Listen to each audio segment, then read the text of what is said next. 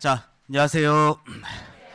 자, 오늘 저하고 9장부터 진도를 좀 나가야 될 것 같은데요. 자, 일단은 갖고 계시는 기초서 60페이지부터 한번 연결해 보도록 하겠습니다. 자, 일단 여러분들 그 9장을 한번 펴보시면 그 매 챕터가 이제 그 시험에 잘 나오는 건 아니에요. 그래서 이제 대체적으로 잘 나오는 데가 있고 한 문제 정도씩 이렇게 출제하는 데가 있는데요. 요 9장은 그렇게 많은 문제가 출제되는 곳은 아니에요. 자, 그래서 제목만 봐도 그 협회라든지 교육이라든지 보칙 이렇게 이제 연결이 되는데요. 올해는 특히 제가 이제 요 교재를 편저할 때 가장 이제 중요하게 생각하는 게 이제 목차고 그 내용들이 있는데 여기는 올해 이제 여러분들 개정 법률이 있죠. 어떻게 보면 신설이라고 표현할 수 있는데 그런 것들이 포함되어 있어요. 그러니까 당연히 법 과목을 공부하는 입장에서는 개정 법률은 무조건 챙겨야 되는 부분이에요. 그러니까 어떻게 보면 여러분한테는 희소식이 될 수도 있겠죠. 예, 그래서 그런 것들 잘 챙겨 놓으세요. 자, 그래서 대체적으로 시험에 나오는 거 보면 협회는 한 문제에서 많으면 세 문제까지. 근데 어떨 때는 없을 때도 있어요, 이게. 그래서 임선정이 수업으로 따지면 100%는 아니에요. 그래서 그냥 평균적으로 한 문제 정도다라고 생각하고 공부하세요. 자, 그리고 교육이 있죠. 여기도 그냥 한 문제. 그다음에 요 보칙 부분은 여기서는 제가 한 두 문제 정도 예상해 볼게요. 그중에 원래는 한 문제 정도 예상하고 싶은데 올해는 개정 법률이 있기 때문에 이 안에서 반드시 나올 거라고 생각합니다. 그래서 올해는 요 보칙 부분도 열심히 여러분들이 공부 좀 해야 되지 않을까 하는 생각이 드는데 뭐 이미 앞에 했던 거 뭐 재탕 부분이 많아서요. 좀 쉽게 갈 수 있을 것 같아요. 자, 그럼 일단 협회부터 시작을 해볼게요. 제가 이제 그 두 달 과정으로 이렇게 수업을 하면서 제일 강의하면서 재미없고 하기 싫은 챕터가 바로 협회예요. 그리고 협회 부분 강의 열심히 하잖아요. 그럼 우리 수험생들 얼굴이 이그러져요. 내가 이걸 왜 듣고 있나 이런 표정도 듣고 그래서 제 강의하는 강사 입장에서도 재미없어요. 그리고 저는 협회 관계자도 아니고요. 자, 그냥 한번 들어보시죠. 자, 일단은 협회는 그 설립과 관련된 규정, 그 다음에 두 번째가 구성, 그 다음에 이제 세 번째가 업무, 그 다음에 네 번째가 이제 지도 감독, 이렇게 한 네 가지 정도만 공부를 하시면 될 것 같은데, 자, 이 중에서도 일단 시험에서 가장 잘 나오는 부분을 체킹하라 그러면 여기 업무 있죠. 예, 그래서 협회에서 어떤 일을 하는지 정도가 우리 시험에서 기출문제 보면 제일 많이 나와요. 자, 이미 뭐 시험에 30번째 갔기 때문에 뭐 안 나온 데는 없겠죠. 다 나오니까 이렇게 기억하시면 될 것 같아요. 자, 그럼 이제 설립부터 제가 여러분한테 좀 설명을 드리고 오도록 하겠습니다. 자, 일단은 갖고 계시는 기초서 60페이지 한번 볼까요? 자, 거기 보면 1번에 무슨 목적이에요? 설립 목적이 있죠. 자, 읽어볼게요. 개업 공인중개사인 공인중개사 가로 안에 보니까 부칙 공의를 포함합니다. 그래서 그 옆에 보면 자질항상 및 품위유지, 제도 개선, 업무의 효율적 수행을 위해서 맨 끝에 협회를 설립 뭐래요? 할 수 있다. 그러니까 여러분들이 이제 이게 아직 이제 초반이라 이게 왜 어떻게 나오는지 또 이게 어떤 의미가 있는지를 사실은 전혀 모르실 거예요. 이제 제가 그걸 자꾸 이제 말씀을 드리고 시작하게 되는데 자, 보시죠. 자, 이 설립에 대해서 이 부분이 공인중개사 30회 때 최근에 나왔어요. 그러면 올해 31회 때 또 나올까요? 올해는 딴 데서 낼까요? 딴 데서 내겠죠. 그거 당연한 거예요. 그거 어떻게 보면 그런지만 알고는 있어야죠. 또 묻어가는 지문으로 나올 수 있으니까요. 자, 제가 요 말을 한번 해볼게요. 이 설립할 수 있다라는 말 하고요. 자, 첫 수업 때 잘 다 발을 디디세요. 설립하여야 한다고 여러분들 이 두 개가 있습니다. 실제로 공인중개사 12회 시험 때 어떤 문제가 출제했냐면 지금 이만저만 협회는 설립할 수 있다가 조문상 맞는 거 맞죠? 근데 이거를 하여야 한다라고 이렇게 출제를 한 적이 있습니다. 실제 기출 문제. 그러면 수험생 입장에서는 할 수 있다 해야 한다고 이게 말장난인 것처럼 보이지만 출제하는 사람 입장에서는 그렇게 출제한 게 아니에요. 왜 그러냐면 이게 설립할 수 있다 그러면 임의 설립주의예요, 강제 설립주의예요. 그래요. 임의라는 얘기는 할 수 있다는 얘기는 안 할 수도 있다는 얘기야. 그러나 이게 맨 끝에가 여기 뭐라고 돼 있어요? 해야 한다. 이거는 강제 설립주의야. 그러면 이 문제를 출제할 때 이제 어떤 의도로 이제 출제원이 출제를 하냐면 이게 설립해야 한다라는 강제 설립주의라는 말은 여러분들 우리 9시 뉴스 같은 거 이렇게 보면요. 각종 협회들이 가끔 뉴스에 등장할 때 있죠. 예를 들면 대한의사협회는 이만저만 연예인 누구누구 씨에 대한 이만저만 공식적인 입장을 이렇게 표명하고 있다. 대한변호사협회에서는 이만저만 이런 얘기를 이렇게 표현하고 있다. 이런 거 나오죠. 가끔 뉴스에. 그러니까 그렇게 우리가 살고 있는 이렇게 일상에서 협회들이 많은데 이 협회가요. 강제 설립주의 협회가 있고 임의 설립주의 협회가 있어요. 근데 대표적인 강제 설립주의가 여러분 알고 있는 의사협회 있죠. 그 다음에 대표적인 게 변호사협회 있죠. 이렇게 국민의 그 건강이나 안위하고 직결되는 협회들은 법적으로 이게 설립해야 하는데 강제 설립주의예요. 그러면 지금 우리가 앞으로 직간접적으로 관여하게 되는 협회는 무슨 협회예요? 공인중개사 협회죠. 그럼 이 공인중개사 협회를 출제위원께서는 여러분들이 직간접적으로 관여하게 되는 여러분의 공인중개사 협회가 임의 설립주의인지 강제 설립주의인지를 한번 물어보고 싶은 거야. 근데 이미 여기 답은 나와 있잖아요. 무슨 설립주의예요? 그래요. 그러니까 이제 출제위원께서는 임인지 강제인지 물어보고 싶어서 하해야 한다. 이렇게 문제를 출제하거든요. 출제위원의 의도는? 그럼 수험생들은 그 의도를 처음부터 기초부터 차근차근 들어서 이해하고 문제를 풀어요. 말장난이라 화를 내요. 화를 내는 거야. 아, 진짜 짜증나. 아우, 나 이 과목이 안 맞아. 이렇게 화를 내는 거야. 근데 사실은 기초부터 차근차근 들어보면 화낼 일이 아니에요, 이게. 그러면 예를 들어서 지금 우리 보고 있는 협회 있죠. 이거는 바로 우리 지금 보고 있는 무슨 협회? 그래요. 공인중개사 협회는 이게 임의 설립주의이기 때문에 아직까지는 강제 설립주의 단계는 아닌 거예요. 그래서 출제위원께서는 이런 의도를 갖고 물어볼 수 있어요. 그러니까 이런 의도를 알고 여러분이 화를 내지 말고 이걸 차츰차츰 이게 기초부터 다져가세요. 자, 그렇다면 제가 여기서 또 응용해서 물어볼게요. 자, 이게 설립할 수 있다는 얘기는 할 수도 있죠. 근데 안 할 수도 있죠. 그럼 할 수도 있고 안 할 수도 있는데 하게 되는 경우에 하나만 해야 돼요? 두 개를 해도 돼? 자, 아니 어려울 거 없어. 내가 아주 쉽게 설명해 볼게요. 자, 지금 여러분들 아침에 오늘 공인중개사 수업 들으러 오셨죠? 그럼 이거는 꼭 와야 한다예요? 올 수 있다요? 올 수 있다. 쉽게 얘기하면 공인중개사 공부는 대한민국에 강제적으로 해야 되는 의무예요? 의무는 아니에요? 의무는 아니야. 하지만 내가 좀 자격증을 하나 따놓고 싶어. 그러니까 오신 거야. 그러나 초등학교, 중학교는 가야 한다야, 갈 수 있다야. 그럼 대한민국 국민으로서 의무 교육이란 말이야. 그러니까 그런 가야 해. 누구든지 초등학교는 가야 돼. 그러나 에듀이라고 하는 무조건 와야 되는 건 아니야. 근데 여러분은 와도 되고 안 와도 되는데 오신 거예요, 안 오신 거예요, 오늘? 왔죠. 근데 오신 분 중에서 어떤 분이 선생님, 저 하나 물어봐도 돼요? 예, 뭔데요? 선생님, 제가요 오전에는 공인중개사 공부를 하고요, 야간에는 주택관리사 공부도 저는 두 개를 같이 하고 싶어요. 하고 오신 분이 있을 수 있죠. 그럼 해라 그래요? 하지 말라 그래요? 응? 예. 네. 뭐 그렇지 뭐 알아서 하라 그래야지 뭐. 예, 딱 보고 힘들겠구나 생각은 들겠지만 뭐라 그러겠어요. 근데 자기가 하겠대. 그럼 내가 뭐라 그래야 돼?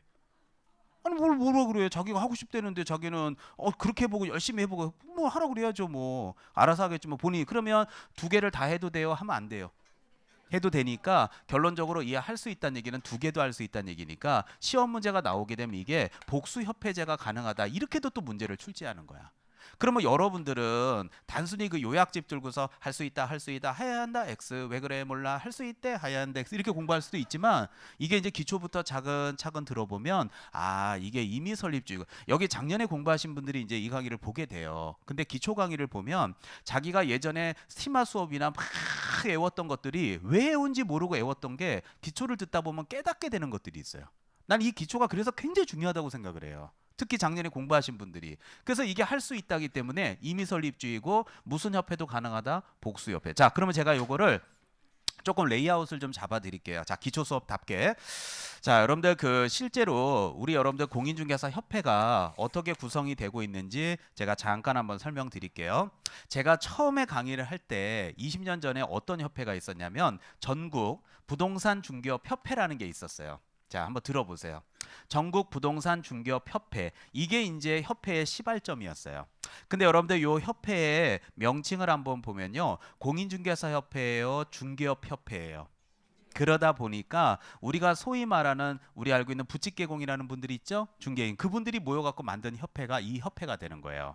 그런데 이 이후에 공인중개사 제가 강의 시작한 10회 이후에 11, 12, 13 하면서 합격자들이 계속 배출되죠. 올해 합격자 지금 2만 7천 명 나왔잖아요. 지금 최근에 가장 많이 나온 거예요. 자, 그러면 이제 계속 배출되다 보니까 자격증 가진 분들이 야, 아니 우리도 말이야 협회 한번 만들어 보자 해갖고 자격증 가진 사람들이 만든 게 대한공인중개사 협회예요. 이런 수업도 이제 앞으로 심화 수업 때는 못 듣게 되는 수업들이에요. 기초 때만 듣게 되는. 자, 이렇게 돼 있는데 정확하게 이 전국 부동산 중개업 협회는 여러분들 혹시 그 신림 저 사당 사거리 쪽 알죠? 거기에 서울대 입구 쪽 사거리 있는데 거기 사이에 보면은 그 파란색 건물이 있어요. 실제로 그 서울대 입구 사거리 그쪽 그 쪽에 그다음에 여기 이제 대한공인중개사 협회 있죠. 이거는 뱅뱅 사거리라고 과거에 있었어요. 네, 그 강남역이 있는데 강남 쪽에. 근데 이게 이제 없어졌어. 이게 어떻게 됐냐면 제가 예전에 그 중개업을 좀 해봤다는 얘기를 여러 번 했잖아요. 그래서 제가 이제 용산구청 가서 개설 등록을 딱 신청을 했더니 신청하고 나오자마자 제 핸드폰에 전국 부동산 중개업 협회에서 개설 등록 축하드립니다. 저희 협회에 공제 이용해 주세요. 공제료는 1년에 이만 저만입니다. 담당자 번호 뭡니다. 이러고 문자가 바로 오더라고요. 그래서 야, 문 나오자마자 구청 문 나오자마자 오는 거 보면 야, 이거 구청에서 여기다 통보해 주나 보다. 그런 생각이 들더라고요. 그러더니 좀 있다가 전화가 오는데 전화를 받아 보니까 대한공인중개사 협회예요. 그래서 그 전국 부동산 중개업 협회 공제 가입 안내 받으셨죠? 네. 그 얼마 얘기하시던가요? 그래서 20얼마 아유 우린 더 싸게 해줄 테니까 우리 거 들으라고. 진짜로요. 그래갖고 이제 여기하고 이제 경쟁이 붙어. 참고적으로 이 협회 하나만 있을 때는요 회원 가입비가 있었을까요 없었을까요? 있었지. 근데 얘가 하나 더 생김으로 인해서 회원 가입비도 없어지는 거야. 그러다 보니까 이제 막 서로 경쟁하고 과열이 되는 거예요. 그래서 이제 이 두 협회가 안 되겠다 그래갖고 요게 통합이 돼요. 그러니까 엄밀히 말하면 대한공인중개사협회가 요로 흡수합병 되는 거야. 왜? 건물이 여기니까 지금도. 그래서 이제 이 두 개가 만들어져서 한국 공인중개사 협회가 되는 거예요. 저 협회 관계자 아니에요. 자, 저는 아무것도 아니에요. 그냥 자 한국 공인중개사 협회라고 하는 이 협회가 있고 아직도 거기 봉천동에 있어요. 신림 사거리 그쪽이죠. 그래서 한국 공인중개사협회가 이렇게 딱 있어가지고 이 건물에서 아직도 파란색 건물에서 하고 있어요. 그런데 이렇게 된 상태에서 플러스에서 협회가 또 하나 생겨요. 새 대한공인중개사협회라고. 이거는 왕십리 쪽에 있더라고요. 내가 찾아보니까. 그래서 여기 뭐 그 뭐라 그래야 되죠? 뭐 교육 업무들 이런 걸 많이 하고 하더라고요. 그래서 이렇게 새 대한공인중협회가 또 생겨가지고 지금 협회는 실제로 몇 개예요? 2개. 그러니까 야 아니 어떻게 협회가 2개가 만들어질 수 있어? 이게 법적으로 가능한 거야? 하나밖에 안 되는 거 아니야? 하는 말들이 할 수 있다는 말이야. 공인중개사 공부할 수 있다 없다? 있다. 그러면 하면서 주택관리사도 같이 할 수 있다 없다? 있다. 그러니까 공인중개사 공부하면서 주택관리사도 같이 할 수 있다 없다? 있다. 무슨 협회제가 가능하다? 복수협회. 그래서 중개사법은 공부를 할 때 진짜 분량이 적어서 할 게 없는 것 같은데 시험을 보면 세상에 어려운 게 중개사법이야. 그거를 느끼는 순간 이제 본인은 졸업할 때가 돼요. 근데 모르는 사람은 선생님 저 솔직히 화요일날 수업이 제일 쉬워요. 아직 뭘 몰라서 그래. 나중에 시험을 보면 민법하고 점수가 똑같다는 걸 알게 돼요. 근데 아직은 그 세태 파악이 안 되는 거예요. 따라서 해야 한다 할 수 있다. 자 결론 내고 가자고요. 해야 한다 할 수 있다 할 수 있다. 끝. 이 말에 이 많은 의미가 숨어져 있는 거야. 자, 그러면 이제 이렇게 만들게 될 때 어떤 과정을 거쳐서 만들게 되는지가 밑에 나와 있습니다. 자, 이거는 요번 30회 때 나왔기 때문에 여러분 시험에는 안 나올 겁니다. 뭐 나와도 뭐 답으로 주겠습니까? 어떤 바보가 또 내겠습니까? 자, 밑에 보면 그림이 하나 그려져 있는데요. 에듀윌 유료 회원만의 명품 교수 서비스.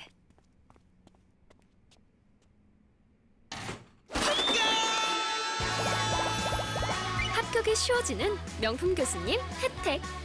오직 에듀윌 유료 회원에게만. 에듀윌.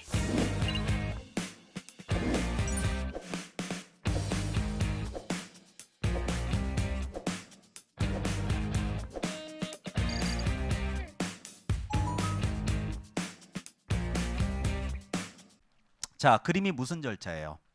설립 절차 그래가지고 거기 위에 이렇게 하늘색 그 골격이 보이고 밑에 보면은 검은색이 4개가 보이죠. 그래서 뼈다귀와 살박스로 이렇게 구성을 했는데요. 자, 뼈다귀부터 읽어보면 첫 번째가 정관 작성, 창립총회 의결, 설립인가, 마지막으로 설립 등기입니다. 자, 요번 30회 시험에 나온 게 뭔 줄 알아요? 그 정관 작성 바로 밑에 보면요. 회원 몇백이래요. 300이라는 숫자 보이죠? 옆에는 600이라는 숫자 보일걸요? 다음 박스에는 이거 600 바로 밑에 100하고 20 보이죠? 이거 600, 120 가로 채워놓고 요 가로 안에 들어가는 숫자 나열하라가 요번 30회 답이야. 작년 선배들하고 제가 어떻게 강의한 줄 알아요? 300이라는 숫자 보이죠? 그 밑에 발기인 밑줄 쳐봐요. 이게 답이었어. 작년에도 여러 번 해줬어요. 필기노트에서. 발기인은 몇 글자? 그러니까 300이지 뭐 3글자니까. 이렇게 해서 보내. 근데 이런 수업을 첫 학기부터는 의미가 없는 거야. 이제 5월 달부터 이제 협회가 뭔지 좀 감 잡고. 자, 옆에 보면 무슨 총회 의결? 그래요. 창립 총회 의결은 몇 글자예요? 그러니까 600이겠지. 이렇게 1년 들어봐. 틀리는 것도 대단하신 머리를 갖고 태어난 거야. 진짜 아무도 따라올 수 없는 머리야. 절대 주택관리사를 공부하시면 안 되는 머리예요. 내 인생의 공부는 끝내야 돼 이걸로. 미치겠어 아주. 자, 그래서 300이라는 숫자는 발긴, 창립 총회 의결은 600. 이게 답이야. 내가 거짓말하는지 내가 보여줄게. 마지막 주에 내가 준비해놨어 지금 자료. 다 보여줄 테니까 어느 정도 이 기초서만 갖고도 8점 갈 수 있는지 내가 보여줄게. 자기가 하기 나름이야. 자, 그 다음에 밑에 보면 서울특별시장 가로 안에 몇 명이래요? 100. 그 다음 자 시도 각각 얼마? 20. 그러니까 시도, 특별시, 광역시, 도가 시도잖아요. 시도는 두 끝이니까 20이겠지 뭐. 그렇게 외우면 돼. 못 외울 게 뭐 있어. 근데 지금 외우면 뭐 하냐고. 이미 나왔는데. 그러니까 올해는 안 나온다는 거지. 자, 옆에 보면 이제 설립 인가 보여요? 네, 그래서 국장에 인가 받은 다음에 마지막으로 무슨 등기? 설립 등기. 자, 그래서 여러분들 그 설립 등기는요, 다른 건 얘기할 거 없어요. 두 번째 검은 땡에 보면 무슨 요건? 성립 요건이라고 되어 있기 때문에 따라서 협회는 등기까지 해야 만들어져요. 그게 왜 그러냐면 여러분들 그 협회 있잖아요. 이 협회는 들어보세요. 이 협회가 비영리 사단법인이에요. 우리 그 요번에 그 공인중개사 그 제가 어제 지난번에도 이렇게 학원마다 이렇게 보니까 주택관리사 시험 붙고 지금 중개사로 넘어와서 공부하는 분들이 계세요. 여기도 혹시 있을 수도 있어요. 주택사 자격증 따신 분이. 근데 주택사 자격증 따신 분이 공인중개사로 넘어왔을 때하고 공인중개사 시험을 붙고 주택관리사를 공부하는 거하고는 합격률이 달라요. 참고적으로 주택사하고 공인중개사하고 어떤 게 더 어려울까요? 시험이. 중개사가 더 어려워요 실제로. 그래서 중개사 붙고서 주택사로 가서 저것도 따고 싶다 하면은 합격률이 한 7, 80% 정도 돼요. 근데 거기서 붙었다고 해서 여기 와서 중개사 웃기고 있네 하고 오잖아요. 그럼 합격률이 생각보단 저조해요. 왜 저조하냐면 똑같이 민법을 배워도요. 저 동네 있죠. 주택관리사 저 동네는 자연인과 법인도 배워요. 근데 우리 중개사 시험에는 자연인과 법인은 시험 범위 밖이에요. 근데 범위가 훨씬 우리 중개사 범위가 넓어요. 민법이. 그래서 겹치는 데도 있지만 근데 저 동네 주택관리사에서 배울 때 이 법인이 되려면요 반드시 등기를 해야 돼요. 자, 예를 한번 들어볼까요? 우리 에듀윌은요 자연인일까요? 에듀윌은 법인일까요? 법인이라면 법인 등기부가 있을까요? 법인 등기부가 없을까요? 있어요. 그래서 이렇게 등기를 안 하잖아요. 그럼 이런 등기를 안 한 그 사단을 우리가 권리 능력 없는 사단이라 그래요. 그러면 우리 에듀윌도 그렇고 요것도 법인이니까 등기했겠죠? 예, 그래서 바로 등기까지 해야지 협회가 만들어져요. 그래서 설립 등기는 두 번째 검은 땡. 무슨 요건이에요? 성립 요건. 예전에 그 공인중개사 15회 때 1% 합격했을 때 문제가 여기서 나온 거야. 자, 여러분들 그 뼈다귀 있죠? 뼈다귀. 뼈다귀만 한번 보세요. 제가 틀리게 얘기해 볼게요. 어디가 틀리나 잘 봐요. 자, 가로 채워 넣기 300, 600, 120보다 더 많이 틀려요. 이렇게 내면 뼈다귀로 내면 출제하겠습니다. 협회는 정관을 작성하여 맞죠? 창립총회 의결을 거친 다음에 국토교통부 장관의 설립 인가를 받으면 성립한다. 틀리죠. 국장의 인가를 받아 성립해요. 등기하여야 성립해요. 그 말을 빼고 내면요 더 많이 틀려요. 300, 600보다 더 잘 틀려. 그래서 제가 요 기초 때 자꾸 크게 보라는 말을 하는 게 그거야. 그리고 나서 300, 600은 얼마든지 내년 1월부터 10월까지 10개월이면 외울 수 있어. 못할 게 뭐 있어 지금. 시간은 충분한데. 자, 그리고 밑에 보면 이제 협회 구성인데요. 자, 1번의 조직에 보면 자 정관이 정하는 바에 대해 시도에는 지부, 시군구에는 지회를 둘 수 있고요. 자, 밑에 여러분들 회원 보이시죠? 아까 제가 여기서 팁 줬잖아요. 제가 봐요. 딱 개설 등록 신청하고 용산구청을 걸어 나오니까 서로 간에 이렇게 우리 협회 가입해라 막 이러고서 얘기했던 거 기억나죠? 근데 만약에 하나가 있었을 때 회원 가입비가 있다 없다? 하나만 있을 때는 있다. 두 개가 생기니까 없다. 그럼 하나가 됐으면 회원 가입비가 있다. 근데 얘는 별로 그렇게 영향력이 없어. 그래서 지금은 회원 가입비가 있어요. 그래서 50만 원을 내는데 선생님 아니 무슨 50만 원씩이나 받아 먹어요. 가입하기 싫어요. 그럼 안 해도 돼요. 선생님 당연히 협회 회원 가입은 기본 아닙니까? 해도 돼요. 그래서 회원 가입도 맨 마지막에 보면 무슨 상, 임의상 그런 느낌이에요. 어려운 거 없어요. 자, 넘어갑시다. 자, 그러면 서두에서 제가 힌트 줬지만 협회에서 가장 중요한 게 뭐라고요? 자, 이제 저를 보세요. 제가 여러분이 아직 그 전혀 감이 없으니까 제가 좀 감을 잡아 드릴게요. 여러분들 협회는 영리요, 비영리요? 자, 좀 전에 무슨 사단법인? 비영리. 협회는 비영리예요. 그런데 아무리 비영리 단체라 하더라도요. 회사 예를 들어서 단체가 운영이 되려면 운영비가 있어야 돼요, 없어야 돼요? 아 그래야 거기 일하는 직원들도 월급도 주고 이래야지. 뭐 비영리라고 해서 그 직원들은 다 손가락 빨고 애 학원도 못 보내고 죽어버릴 수는 없잖아요. 그러니까 당연히 거기에 따라 업무 내용이 있을 텐데요. 자, 이 업무 중에서 가장 돈 되는 세 가지를 제가 말씀을 드릴게요. 자, 이제 협회 배우면 알게 되는데 첫 번째 가장 돈 되는 사업이 바로 공제 사업이에요. 그리고 두 번째가 교육 사업이에요. 그리고 세 번째가 정보망 사업이에요. 이 세 가지가 제가 볼 때는 협회에서 가장 돈 되는 세 가지인 것 같아요. 자, 아니 저만 보세요 그냥. 자, 그런데 여기 공제 사업이 가장 돈 되는 사업이라서 우리 여러분들도 앞으로 봐봐요. 협회에 공제 가입할 거예요, 안 할 거예요? 하죠. 그래서 이게 시험 문제에서 제일 잘 나와. 그리고 이 교육은요, 지금 여러분들 선배들 합격하자마자 지금 실무 교육 받을까요, 교수님 이런 얘기들을 저한테 많이 묻거든요. 그래서 이게 협회에 가서 교육을 한 12, 3만 원 정도 내고 교육을 28시간 받거든요. 근데 여러분 생각해 봐요. 그 돈도 모이면 꽤 크지 않겠어요? 협회 가서. 그러니까 실제로 이것도 돈이 돼요. 그리고 이것도 정보망 사업도 하고 있고, 그래서 뭐 탱크 이래 갖고 막 정보망 사업하고 요새 뭐 또 K랜인가 뭐 또 만들어서 정보망 사업하고 그래요. 그래서 이게 협회의 가장 중요한 돈줄이야. 근데 이 중에서도 가장 중요한 돈줄이 무슨 사업이라고요? 그렇죠. 그래서 이 공제 사업이 시험 문제에서 지금까지는 가장 많은 문제가 지금까지 출제가 됐거든요. 자, 그러면 여러분들 지금 갖고 있는 그 교재 61페이지에 한번 보시고 제가 잠깐 설명을 드릴게요. 자, 거기 보면 자, 오른쪽 맨 위에 네모 3번 제목이 협회의 뭐예요? 업무. 그 중에 파란 것이 1번이 기본적이고 본래적이고 고유 업무라고 써 있는 거 보여요? 그 박스 안에서 다 외울 수 없어. 내가 애우지 말라는 거는 그냥 편안하게 봐요. 이거 애우라고 내가 만약에 별표 쳐도 여러분 어떻게 외울 거야? 회부, 회회, 부법 그런 거 하지 마. 해도 되지도 않는 거 그런 공부 그냥 페인 되는 거야.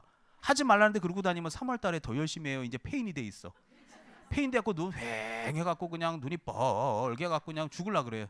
이제 3월부터 스타트 올려야 되는데 그때 이미 페인이 돼 있어. 못 버티는 거야. 이제 1년까지를. 자, 하지 마. 자, 그 중에 제일 기억할 거 6번. 6번을 보세요. 법제 42조 규정에 따른 무슨 사업? 그거 하나라도 외워갖고 와. 다음 주까지. 해오고 싶으면. 자, 그 옆에 봐봐요. 무슨 사업으로서? 비영리 사업으로서 회원 간에 무슨 부조? 사업. 그러니까 비영리 사업이니까 얘네들이 비영리 사단법인이라니까요. 또 하나가 거기 보면 이게 상호부조 앞에도 누구 간에? 회원 간이라고 써 있다는 얘기는 회원으로 가입하면 되죠. 선생님 가입하기 싫은데요. 그럼 회원이 아니잖아. 회원이 아니면 공제사업 이용 못한다고 해석되는 거 아니야. 이해 가요? 그럼 회원은 가입하는 건 어떡하느냐. 그거 돈 내고 하라고. 가입하기 싫은데요. 그럼 공제 이용 안 하면 되잖아. 이용하고 싶은데요. 그럼 가입하라고. 그래서 가입하는 건 임의사항이야. 그럼 선생님 저 업무 보증 어떻게 해? 보증보험 들면 되잖아. 그리고 뭉땡이 돈 맡겨놓는 공탁하면 되잖아. 싫거든요. 그럼 하는 거야. 자, 그러면 이제 제가 공제 사업인데, 자, 여러분들 이 공제 사업에 대해서 제가 잠깐 배경 지식을 좀 깔고 가겠습니다. 자, 그 우리 그 시험에 그 이렇게 공제 사업이 잘 나와서 좀 배경을 좀 까는데요. 제가 이거를 좀 알아본 게 한 몇 년, 한 5, 6년 정도 된 것 같아요. 그래서 제가 예전에 공익중개사 11회 때 아직도 기억나네요. 11회 때 제가 일산에서 강의할 때 일산 마두역에 있었는데 S 출판사 강의할 때인데 그때 이제 그 합격하신 분이에요. 그러니까 벌써 11회 때니까 엄청 오래돼. 여러분 31회잖아. 그렇죠? 합격하신 분인데 그래도 지금까지도 간혹 뭐 연락은 하긴 해요. 그래서 이제 그분이 그 동네 이제 협회 이제 지부장이야. 그래갖고 제가 하루는 얼굴 볼 기회가 있어서 물어본 적이 있어요. 뭘 물어봤냐면 전체 여러분이 지금 1억 원짜리 업무 보증을 가입하게 되면 대충 공제료가 20만 원이 되거든요. 그러면 여러분 혼자는 20만 원이지만 우리 노원학원만 앞에만 가도요. 중개업소가 엄청 많지 않아요? 이게 전국적으로 모이면 어마어마하지 않을까요? 20만 원이란 돈이. 너무 궁금한 거야. 대충 이게 어느 정도가 이게 모이는지. 그래서 물어본 적이 있는데 대충만 얘기해달라 그랬어요. 왜냐하면 폐업을 많이 할 때도 있고 또 창업을 많이 할 때도 있고 이러니까. 그래서 대충 해보니까 이게 한 200억이 넘게 들어온대요. 예, 어마어마한 돈 아니에요? 근데 제가 이거를 정확하게 추산할 수는 없으니까 제가 그냥 수업 내용으로 200억이라 그러고 수업을 할게요. 자, 그러면 200억이라는 큰 돈이 들어왔다. 그러면 이 200억이라는 큰 돈이 들어왔으면 당연히 그 돈 중에서 일정 부분 이상은요. 당연히 현금 확보 있어야 돼요. 200억을 전부 강화도에 땅을 사요. 응? 남양주에 땅을 사. 그러면 안 되지. 그럼 나중에 손해배상을 할 일이 있으면 기다리라고 피해자한테. 왜? 땅 팔리면 준다고. 언제 팔리냐고. 기다리라고 그냥. 팔리면 준다고. 언제 팔리냐고 도대체가. 그러니까 현금 확보를 하고 있어야 되고 그런 거를 이제 우리 법에서는 책임준비금이라고 표현을 해요. 그래서 제가 좀 물어본 적이 있었어요. 그러면 자 200억만 하자. 그러면 이제 사고가 해마다 또 다르겠죠. 사고 금액이. 그래서 대충 얼마 터지냐 그랬더니 작년에 한 47억 정도 사고 터졌다고 얘기하더라고요. 그럼 대충 얘기하는 거야. 지금도 몰라. 자 그러면 47억이면요.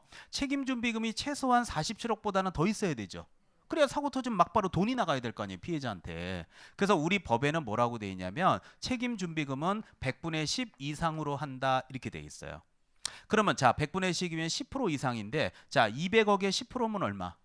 20억이잖아요. 그럼 20억보다 높게 갖고 있어야 돼. 그럴 때 공제사고 발생률 이런 여러 가지를 종합적으로 고려한다 그러면 책임준비금은 10% 이상이니까 만약에 협회에서 한 60억 정도를 현금으로 확보하고 있다라고 하면 47억 정도는 물어줄 수 있어요, 없어요? 있죠. 근데 만약에 그래도 60억에서 47억이니까 요 돈을 조금 다른 정도로 전용하고 싶다 그럴 수도 있죠. 그러면 지금 여러분이 알고 있는 이 부동산 관련된 정부의 가장 중요 부서는 국토부 아니겠습니까? 그래서 여기 있는 국토교통부 장관의 승인을 얻어가지고 이렇게 전용할 수 있다. 이런 내용들이 굉장히 많아요. 또 그냥 들어보세요. 편하게.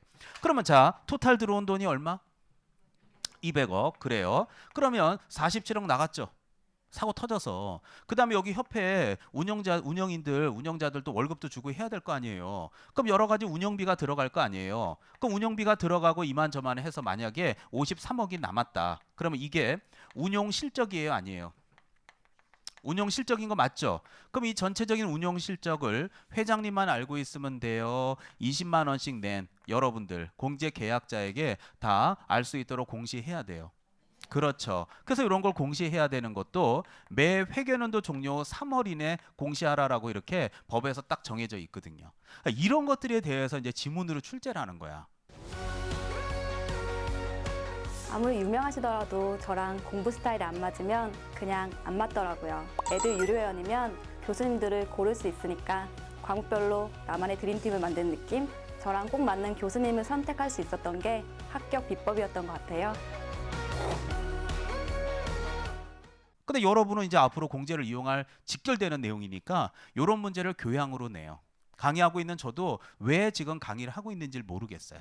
근데 시험에 나오니까 어쩔 수 없이 강의를 합니다. 자, 그렇다면 이 얘기를 가지고 이제 제가 교재에서 한번 좀 찾아드릴게요. 자, 옥석을 갈라드릴게요. 자, 거기에 쌍가로 2번에 무슨 사업? 자, 동그라미 1번 체킹. 제가 하라는 것만 하세요, 일단. 자, 거기 보면 협회는 공제 사업을 하고자 할 때는 공제 규정을 제정해서 누구의 승인을 얻어요? 국장. 그래요. 그다음에 공제 규정을 변경하고자 할 때도 국토부 장관 승인을 한다. 그대로 시험 문제 잘 출제해요. 여러 차례 출제했어요. 그 지문이. 쭉 내려오면 동그라미 3번 보세요. 자, 협회는 공제 사업을 다른 회계와 구분해서 관리해야 되는 거 맞죠? 자, 그 다음을 잘 보세요. 책임 준비금을 자, 지금 이 그림에서 60억 맞죠? 감이 오죠? 숫자로 보니까. 자, 그 중에서 사고 터지는 게 한 50억이 안 되니까 한 2, 3억 정도만 협회 건물 리모델링 하는 데 쓰겠다. 그럼 뭐 회장님이 맘대로 쓰면 안 되잖아요. 이거 공금 아니에요, 공금. 전국의 수많은 계공의 피와 땀인데 그걸 막 써. 그러니까 당연히 주무장관인 국토부 장관의 승인 얻어야 돼요. 회장님 마음대로 써도 돼요. 당연히 승인 얻어야 되는 건 기본이죠. 남의 돈인데. 쭉 내려가세요. 그 페이지 맨 밑에. 자, 61페이지 맨 밑에 동그라미 3번 보세요. 자, 거기 보면 책임준비금의 뭐? 그래요. 자, 적립비율 보면 공제사고 발생률, 공제금 지급금액 등을 종합적으로 고려하되 몇 분의 몇 이상? 100분의 10 이상이면 10% 맞죠? 그러니까 제가 힌트 드렸잖아요. 200억에 10%면 얼마? 20억. 그러니까 20억 이상이니까 60억을 예치해놨다. 이럴 수 있잖아요. 책임준비금으로. 예를 드는 거 이거 맞지 않아요, 데이터? 대신에 막연한 것보단 낫지 않냐? 그렇게 이해하시면 돼요. 뭐 매년 달라지니까 이 데이터는 그냥 하나의 참고 자료입니다. 자, 넘겨주시죠. 그러면은 자 200억이 들어왔다. 얼마가 나갔다. 이런 것들이 있을 때 자 넘기자마자 쌍가로 4번 운용실적 공시 보여요? 자, 읽겠습니다. 협회는 운용실적을 매 회계연도 종료 후 몇 월 이내 3개월 이내에 일간신문 또는 협회에 공시하고 홈페이지도 게시해야 돼요. 그래서 당연히 공제계약자에게 알려야죠. 얼마가 들어왔고 얼마 나간지 투명하게 관리해야 되는 건 당연한 거 아니에요. 몇 월 이내라고요? 그런 게 이제 숫자로 시험에 내는 거야. 1월 이내 틀린 걸로 답 이런 식으로. 그 뭐 문제라는 게 그렇지 뭐. 어차피 주관식이 없으니까. 그래서 그냥 교양으로다. 자, 마지막으로 또 하나 정도만 제안하겠습니다. 자, 이거 봐봐요. 자, 그러면 예를 들어서 자, 협회에서 운영비를 이만큼을 썼다 이거야. 그러면 이 운영비 안에 내역을 다 읽어보니까 어떤 거는 타당한데 어떤 거는 조금 너무 과한 게 있을 수 있죠. 유럽 해외 연수비 예를 들어서 30억 이렇게 써 있는 거야. 일주일 동안. 근데 일주일 동안에 유럽 연수 30억 그러면 어떻게 우리 통념상 어떻게 요 정도는 써줘야 돼요. 이것들이 완전히 돈 갖고 장난하는 느낌이에요. 이해가죠? 그럼 이거 누군가가 조사 검사 해야 돼, 안 해야 돼요? 근데 조사 검사를 하는데 만약에 협회에서 자체로 조사 검사한다 그러면 조사 검사는 5분 안에 끝나겠죠. 그래, 요 정도는 써줘야지. 끝. 문 조사 검사가 돼. 근데 주무부서가 어디라 그랬어요? 국토부. 국토부에서 조사해도 자 어느 정도 또 신빙성이 없을 수 있죠. 왜? 아니 지들이 보고서 뭐 그렇지 뭐 문제 있다 그러면 지들 뭐가지 날라갈 텐데 그렇게 하겠어? 그냥 어쩔 수 없이 오케이 끝 이럴 수도 있잖아요. 그러면 객관적으로 이 돈이 정확하게 쓰이는지를 조사하려면 제3의 기관에서 하는 게 좋아요. 그 밥이 그 밥인 게 좋아요. 당연한 거 아니겠어요? 그래서 이 전체적인 거를 누가 조사해야 되냐면 금융감독원장이 해야 돼요. 되게 쉽거든. 근데 이 금융감독원장이 느닷없이 지나가다 협회 딱 문 열고 갖고 와봐 이럴 수는 없잖아요. 주무서가 어디라고요? 국장. 그래서 국토교통부 장관이 요청을 하게 되면 금융감독원장이 조사검사를 한다. 이런 형태를 띄어야 맞는 거 아니겠습니까? 자, 그래서 그 밑으로 쭉 내려오세요. 쭉 내려오면 쌍가로 5번 조사 또는 검사 보여요? 네. 그래서 거기 보면 자 금융위원회 설치 등에 관한 법률에 따른 누구는 그래요. 금융감독원장은 누구의 요청이 있을 때 그래요. 국토교통부 장관의 요청이 있을 때 자 공제에 관련된 내용을 조사 검사할 수 있다고 써 있는 거 보이죠? 예, 그래서 그런 식으로 알아두세요. 그래서 이제 그게 시험이다 보니까 문제 어떤 식으로 나오느냐? 24회 때도 자 협회 공제 사업의 조사 검사 보이죠? 네, 그 부분은 국토교통부 장관이 조사 검사한다 그러면 맞아요, 틀려요? 틀려요. 그게 답이야. 그러니까 그런 식으로 답을 내. 근데 도대체 선배들이 그런 거를 왜 틀리나? 자, 틀리는 이유 내가 딱 하나 얘기해 줄게요. 자, 나머지는 참고하겠습니다. 오른쪽 페이지로 가겠습니다. 자, 오른쪽 일단 정 가운데 파란 글씨 2번은 무슨 업무? 협회의 무슨 업무? 그래요. 그래서 아까 제가 협회에서 교육 업무도 한다 그랬죠. 그래서 거기 보면 대표적으로 쌍가로 1번, 쌍가로 2번에 보면 알겠지만 교육 업무 있죠. 그게 수탁 업무로서 하는 거예요. 그리고 쭉 내려가면 자 네모 4번에 보면 협회에 대한 지도 감독 보여요? 자 읽어볼 테니까 잘 봐요. 선배들은 바보가 아니에요. 분명히 뭔가 그분들도 헷갈리는 게 있었다는 거야. 시작하자마자 누구는 국토교통부 장관은 협회와 지부 지회에 대해서 감독상 명령이 필요한 경우에는 업무에 관한 사항을 보고하게 하거나 자료 제출 그 밖에 명령할 수 있다고 돼 있죠. 질문 누가? 국장이. 아까 그러면 금융감독원장도 있었죠. 그 사람은 뭘 하는데요? 조사검사. 뭘 조사검사해요?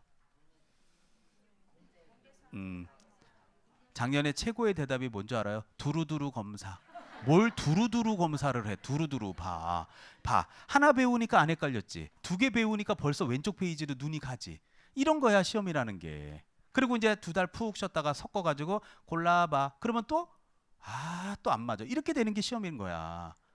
그래서 기초 때는 많이 배우면 안 돼. 하나를 배워도 확실하게 해놓으면 붙이면 되거든. 그러니까 왼쪽에는 뭐에 대한 조사 검사예요? 공제사업. 이거 봐. 벌써 눈이 가잖아. 봐. 다시 왼쪽에 가서 또 봐. 쳐다보게 되잖아. 알았다 그래놓고. 그 다음에 오른쪽은 뭘 지도 감독이에요? 이거 봐. 또 쳐다보게 되잖아. 협회 지부 지회. 이해 가죠? 그러니까 협회 자체에 대한 지도 감독은 누가? 국장이. 공제 사업에 대한 부분은 그렇지 금융감독원장이 하죠. 이제 그걸 섞어서 낸단 말이에요. 그래서 왼쪽에 그 공제 사업의 조사 검사를 국토교통부 장관이 한다고 내면 그래서 당하는 거야. 알겠죠? 그래서 이 데이터를 갖고 보면 되게 쉬워. 이렇게 한 문제에서 2문제를 출제를 해요. 그리고 디테일한 내용들은 나중에 여러분이 외우셔도 돼요. 자, 요게 기초로서 제가 할 얘기는 다 했습니다. 자, 나머지 넘어가겠습니다. 자, 넘기세요. 자, 좀 전에도 힌트 주고 왔는데 협회에서 하는 일 중에서 자, 수탁 업무의 대표적인 게 무슨 업무요? 교육. 그래서 어저께도 제가 수업이 부평이었는데 요새 학원들마다 오늘 노원이잖아요. 오늘 노원도 그렇고 이상하게 쉬는 시간에 그 오전 끝나고 합격생들이 많이 와요. 와갖고 또 합격했다고 저한테 또 고맙다고 말씀도 많이 하시고 가고 그래요. 오늘도 또 오신다 그래서 그런가 보다 하고 있는데, 자, 중요한 거는 여기 이제 두 번째 교육이에요. 자, 요 교육도 제가 전달해 드릴게요. 자, 여러분들 기초 수업 때 제일 중요한 게 제목이야. 자, 64페이지 딱 보면 박스 보이죠? 자, 박스 딱 하나밖에 없어. 자, 실무교육, 연수교육, 직무교육, 제목이 있습니다. 제목부터 시작하는 거야, 수업은. 자, 실무교육 동그라미 위로 화살표. 제목이요, 제목. 최소한 제목은 알아야 될 거 아니에요, 기초 끝나고. 실무교육이 뭐라 했더니 뭐 실무를 꺼져. 그 무슨 말 수업 잘못 들은 거야. 자, 위로 화살표 딱 뽑고 개설 등록 컴마. 개설 등록 컴마 찍고 소공이라고 쓰세요. 우리끼리 맨날 수업 시간에는 소공이 줄임말이야, 소공이. 그다음 연수교육 보여요? 자, 연수교육 동그라미 위로 화살표. 자, 쓰세요. 개정법률, 습득교육. 개정법률을 알아가는, 습득하게 되는 교육을 연수교육이라고 표현합니다. 자, 옆에 하나 더. 무슨 교육? 직무교육. 위로 화살표. 자, 거기다가 중개보조원이라고만 쓰신다면 그래도 충분히 제목은 알고 수업 듣고 가신 겁니다. 자, 확인하고 가겠습니다. 자, 실무교육은 뭐라고 썼어요? 개설 등록 컴마 소공이. 연수교육은요? 개정법률 습득교육. 직무교육은 중개보조. 이거를 이제 다음 주까지 올 때 확실하도 여러분 복습 안 하시는 거 제가 말 안 하겠지만 다음 주에 왔는데 여러분이 제목을 입에서 줄줄 외울 수 있다면 여러분은 정말 진짜 잘 듣고 계시는 거예요, 수업을. 자, 저 좀 잠깐 보시죠. 자, 이제 설명하겠습니다. 자, 우리가 지금 보고 있는 두 번째 파트가 이제 교육에 대한 얘기인데, 첫 번째가 지금 실무교육이라고 있고요. 자, 두 번째가 연수교육이라고 있습니다. 그 다음에 이제 세 번째가 직무교육이다. 이렇게 이제 세 파트로 나눠서 강의를 하고 있는데요. 자, 일단은 실무교육은 제가 좀 전에 뭐라고 표현했냐면 개설 등록 컴마 뭐라고요? 소공이. 외우셔야 돼요. 제 과목 이해하는 과목 아니에요. 연수교육은 자, 개정 법률을 습득하는 교육이다. 여러분들 상적으로 생각해 봐요. 여러분들 지금 저한테 내년 2월에 시행되는 내용들 요 기초서에도 개정 법률이라는 거 제가 강의하고 있죠. 오늘도 낮에 오시는 여러분의 한기수 선배들은 그게 개정 법률인지를 몰라. 그들은 그러면 내년 2월부터 시행하는데 내년 2월에 사무실에 영업을 시작하게 되면 개정 법률을 모르고 영업을 시작하게 되는 거예요. 그러면 그분들이 영업하다 보면 개정 법률을 본인들이 국가법령정보센터 가서 법조문 찾아가고 공부할까요? 볼 일이 없을까요? 그러니까 그런 거를 업데이트 시켜주는 교육이 연수교육인 거예요. 본인들이 어떻게 해요? 학원 다닐 때야 임선정이가 다 가르쳐주면 졸업하고 나면 제가 해줄 수가 없잖아요. 그때 받는 교육이고, 그 다음에 직무교육은 뭐를 상대로 한다고요? 중개보조원. 자, 그러면 자, 제가 실무교육부터 시작을 한번 해볼게요. 자, 이 실무교육을 어떻게 이해시키면 가장 좋을까라고 생각했을 때 저는 이렇게 생각하면 좋겠어요. 자, 선배들 자격증 땄어요, 안 땄어요? 땄죠. 올해 27,000명 나왔죠. 그러면 자격증을 따서 안 하시면 그만이야. 선생님 저 자격증 땄는데 그냥 전 중개업 안 할 거예요. 저는 이쪽하고 관계 없어요. 저 그냥 따가지고 그냥 액자껴서 보관할 거예요. 그러면 안 받아도 되는데 따가지고 하여튼 이 동네에 어떤 형식이든 발을 디디고 싶잖아요. 자격증을 따서 어떤 형식이든 발을 디디고 싶으면 받아야 되는 게 실무교육이에요. 그러면 여러분 생각해 봐요. 발을 디디고 싶으면 개공이로 발 디디고 싶을 수도 있죠. 들어봐요. 법인의 임원이나 사원으로 발을 디딜 수 있죠. 또 분사무소의 책임자로 발을 디딜 수도 있죠. 그런데 법인 말고 그냥 일반 사무실에 소공이로 발 디딜 수도 있죠. 하여튼 간에 어떤 형식이든 이 동네에 발을 디디고자 한다면 발 디디는 사람이 4명인 거 맞죠? 이 사람들이 다 받는 교육이 무슨 교육이에요? 실무교육이고, 이런 교육은 1년 이내 걸 받아가지고 개설 등록을 하거나 고용신고가 돼야지만 이 동네에서 일을 할 수 있는 교육이에요. 자, 그러면 이제 연수교육도 제가 먼저 얘기해 줄게요. 연수교육은 개정법률을 습득하는 교육이다라는 말을 하는데, 자, 이게 무슨 말이냐? 자, 기초답게 쉽게 예를 들게요. 제가 오늘 수업이 이제 5주째 수업이에요. 맞죠? 자, 벌써 이제 한 달이 지났어요. 어떻게 11월이 다 지나고 이제 12월이 밝았는데요. 어떻게 한 달 동안 민법 공부 열심히 했어요. 그냥 후딱후딱 하다 보니까 금방 가요. 금방 가죠. 12월도 더 금방 가요. 이제 연말에. 예, 후딱 가면 이제 1월에 기본 강의 하다 보면 오늘 지금 기초서에다 막 하나 나오고 2개 나온 거 이렇게 가로치고 막 별표 친 거 있잖아요. 또 봐요. 얘는 그냥 사물함의 역사에 묻혀요.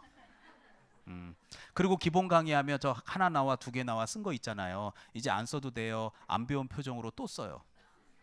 또 써요. 그럼 집에 가서 봐요. 그냥 써놓은 거야. 써놓은 거야. 그다가 이제 심화 수업 듣고 나면 올해 이론이 끝나면 올랄랄라 하면 또 그냥 끝났어 올해가. 그 문제 풀면 이제 또 점수가 안 나오고 이러는 거야. 그냥 한 해가 또 끝나가는 거야. 그냥 후딱후딱 가요 그냥. 정신 바짝 차리고 공부해야 돼요 지금. 얼마나 아까운 시간인데. 자, 그럼 이 연수교육이 제가 지금 5주째 수업하고 있는 게 뭐냐면 매 시간마다 제가 자동차로 예를 들어. 왜 그럴 수밖에 없냐면 봐봐요. 여러분들 요번에 그 합격자 지난주 화요일 날 발표했잖아요. 끝나고 나서 그 합격자 응시현황 혹시 본 적 있어요? 올해 제가 깜짝 놀랐던 게 최고령 응시자가 몇십 대인 줄 알아요? 나이가?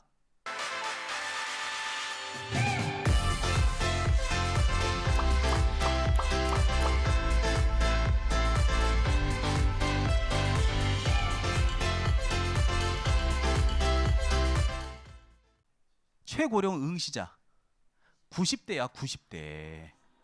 근데 여러분 나는 그걸 보고서 진짜 여러분들 반성해야 되는, 저도 반성하게 되더라고요.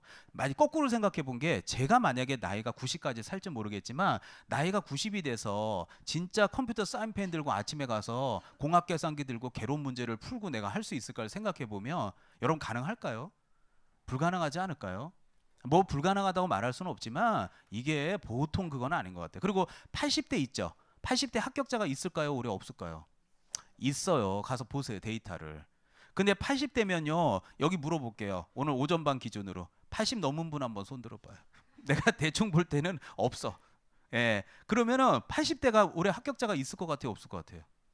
아, 있다니까요. 가서 보래니까요. 그럼 80 넘으신 분이 합격을 한다는 거는 여러분이 80대가 안 되고 여기 뭐 50대, 60대 막 이러시면 아 이제 나이가 많고 뭐 그런 말 하면 안 돼. 80대 입장에서 여러분 볼 때는 여러분의 애인 거야. 20살이나 어린데. 왜? 왜? 왜? 아니 80세를 기준으로 여러분의 애 아니에요? 부모님 뻘인데 여러분 뭐 부모님 뻘인데 그런 거 따지면 뭐 나이가 많아서 이런 말하면 창피한 거예요. 80대도 합격자가 있더라니까요. 70대 말하지도 마. 70대는. 그 여기 70대도 말할 것도 없어. 그 정도면 진짜 열심히 할 수 있는 나이. 그 밑에 60, 50은 얘기하지 마. 예, 40대는 조용히 하고 공부해. 뭘 나이가 먹고 애를 낳으니까 뭘 해? 뭐 어떡하라고. 자, 말하지도 마. 50대도 말할 거 없어요. 그냥 그 정도면 진짜 열심히 할 수 있는 나이야. 무슨 말 이해 가죠? 그러니까 80대가 합격자가 있다라는 거 생각해 보면요. 진짜 여러분들 뭐 나이가 있어서 그런 말을 하면 안 돼. 그게 연세 많으신 분들도 합격을 하시는데 뭐 그보다 한참 어리신 분이 뭐 거기다 대놓고 뭐 나이가 많으니 그건 아닌 것 같아. 자, 그래서 제가 올해도 10대부터 90대까지 응시를 해. 예, 그러면 저는 10대부터 90대까지를 아울러서 강의를 해야 돼. 그래서 힘든 거야 강의가. 근데 모든 사람이 갖고 있는 증이 뭘까 생각했을 때 유일한 증이 면허증인 것 같아서 아 여기 또 면허증도 없는 사람도 있겠지. 그러나 우리가 이제 살아가면서 면허증 정도는 한 번은 다 시험 보지 않았을까 싶어서 합니다. 자, 제가 예전에 이제 재미난 얘기 좀 해볼게요. 제가 예전에 그 K 출판사하고 잠깐 일할 때가 있었는데 그 3본 알죠? 여러분들 우리 피겨스케이트 김연아 선수 알죠? 지금이 이제 선수는 아니지만 그분이 이제 그쪽이 집이 3본인가 봐. 그래서 그때 막 올림픽 메달 따니까 막 거기에 3본의 자랑 김연아 막 플랜카드 써 있고 난리더라고요 그 동네. 예. 자, 근데 여기 이제 3본에 제가 강의를 하러 갈 기회가 있었는데 그 당시 저희 집이 노량진이었어요.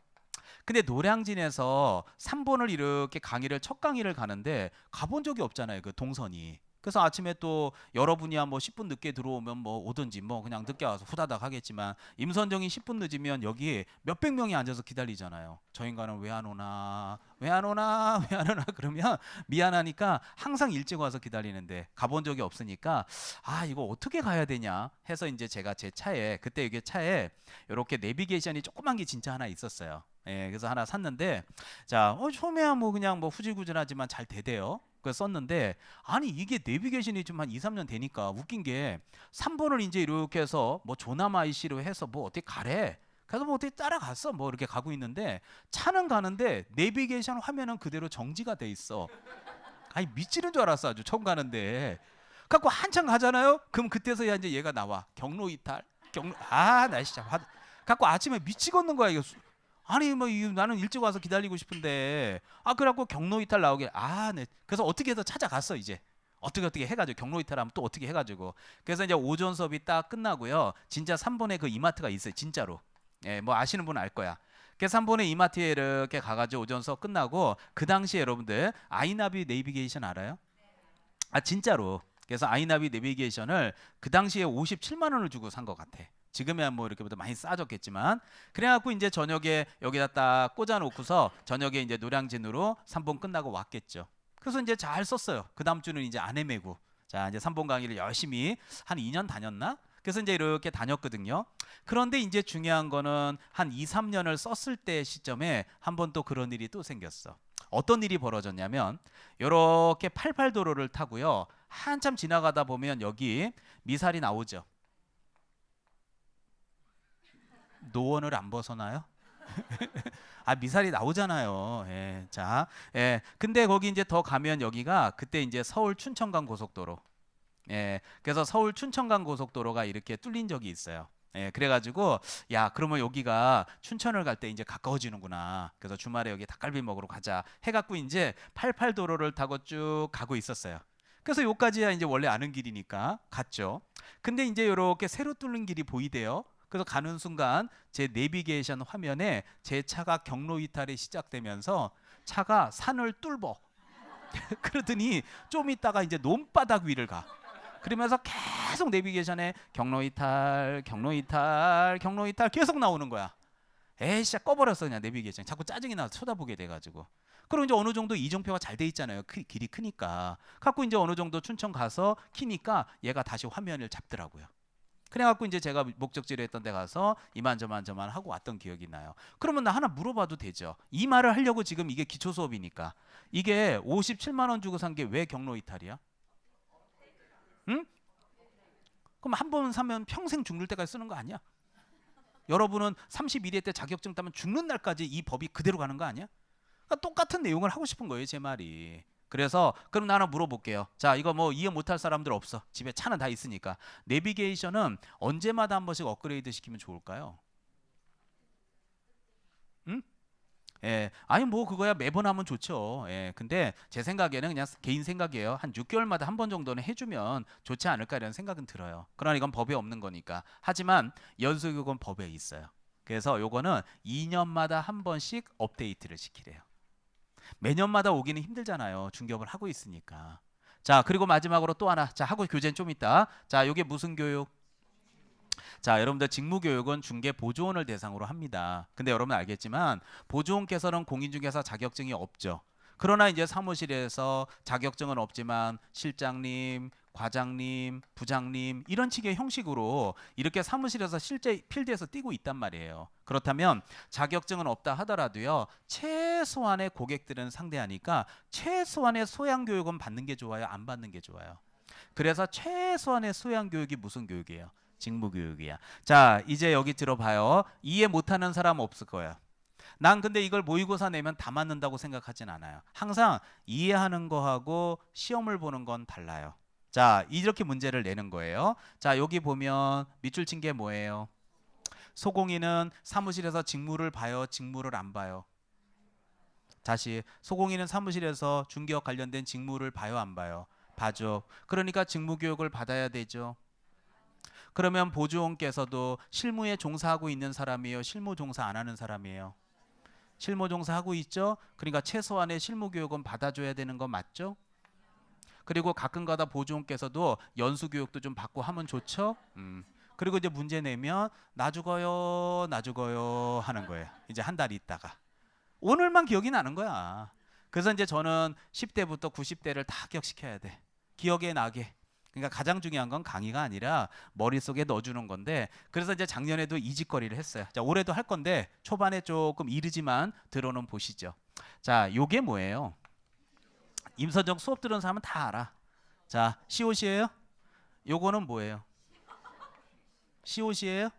그러면 실무교육은 누가 받아요? 소공이. 자, 이 봐봐요. 이게 뭐예요? 지읒이에요? 그럼 이거는 뭔데요? 예? 지읒이잖아요. 그러니까 지읒은 누가 받아요? 중개보조. 시옷은요? 소공이. 꼭 요짓거리를 해야 야 점수가 나와. 그리고 항상 떨어져도 하는 말이 있어요. 네가 먹은 잘 봤다고. 그렇지. 예. 항상 제가 듣는 얘기가 그 얘기야. 그래서 요게 항상 강의만 해서는 여러분이 못 먹더라고요. 그래서 먹여줘야 그나마 먹더라고요. 그래서 중개사법은 3월부터는 이제 이런 식으로 점수를 올릴 거예요. 근데 그때 가서 선생님 연수교육이 뭐였죠? 이러면 안 돼. 이제 그때 가서는 이해는 다 해놓고 외우는 식으로 해서 점수를 이끌어내겠습니다. 자, 그래서 64페이지 잠깐 보세요. 자, 64페이지 보면 교육 보이죠? 자, 그래서 교육은 처음에 이렇게 발을 디디는 교육이니까 거기 밑에 시시권자, 시도지사 밑에 교육 대상자 봐봐요. 발 디디는 사람 첫 번째, 개설 등록 신청하고자 하는 공인중개사, 개공이가 되기 위해서 발 디디는 거 아니에요. 2번에 법인의 사원 임원으로 발 디디는 거 아니에요. 대표자도 발 디디는 거고, 분사무소의 대빵도 발 디디는 거 맞잖아요. 그 다음에 소공이도 발 디디는 거. 하여튼 이 어깨에 처음으로 어떻게 좀 한번 발 디뎌 볼까 하면 받는 거야.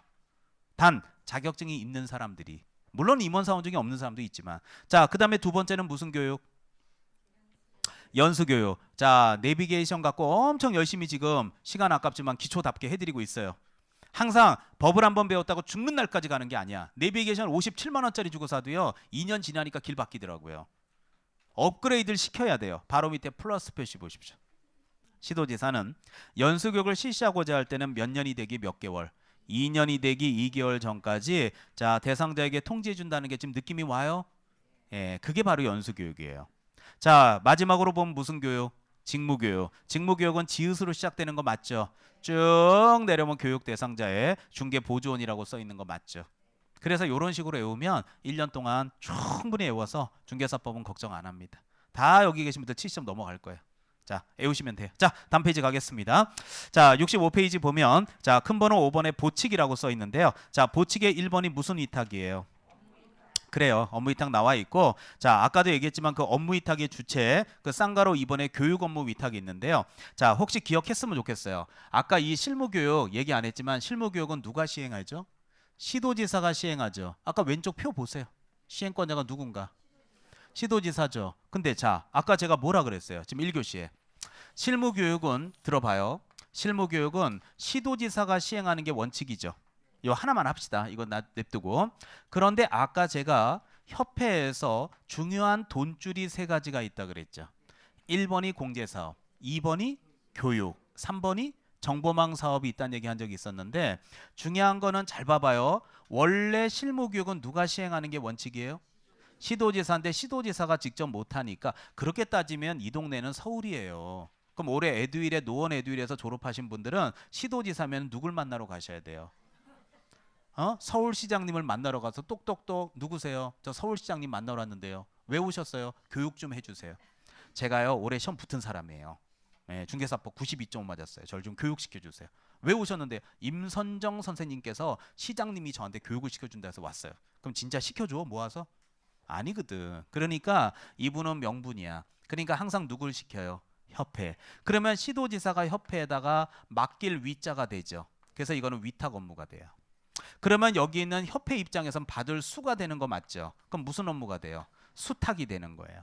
그래서 아까 협회 업무는 아까 우리 고유 업무가 있었죠? 대표적인 고유 업무. 협회에서 제일 중요한 돈줄이 무슨 사업? 공제. 이거는 고유 업무야. 그런데 지금 여기는 교육 업무는 무슨 업무? 수탁 업무. 그러니까 여기는 보칙에 업무를 위탁시킨다 이거야. 시도지사가 누구한테? 협회. 그럼 얘네는 수탁 업무가 되지. 그러면 거기 보세요. 자, 지금 1번에 업무 위탁이라는 거 보이죠? 쌍가로 2번에 교육 업무 위탁에 보면 박스가 조그만한 게 하나 보이죠? 네, 그 박스에 1번이 바로 학교, 2번이 뭐예요? 협회. 그래서 협회에서도 교육 업무를 하고 있다고요. 그리고 세 번째가 공기업이나 준정부기관. 이렇게 정리하시면 될 것 같아요. 자, 나머지는 참고하시고요. 자, 여러분들 시간 관계상 그 밑에 포상금 있는 거 보이죠? 네, 그거부터는 잠깐 쉬었다 와서 해야 될 것 같아요. 자, 잠깐 쉬었다 오겠습니다.